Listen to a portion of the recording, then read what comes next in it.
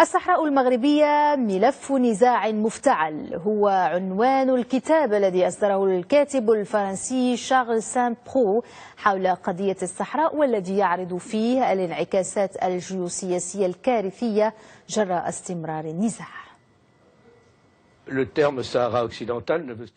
مصطلح الصحراء الغربية لا يعني شيئا، إنه مصطلح ابتكرته بعض الجهات لتبرير أهدافها الانفصالية.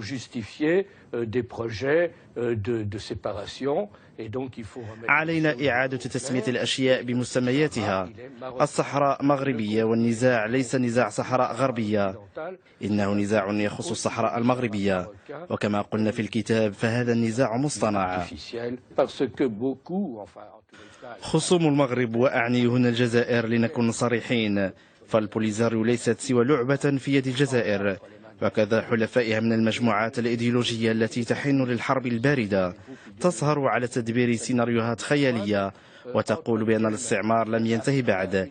هذا ليس صحيحا، فعهد الاستعمار انتهى في عامي 1975 و 1976.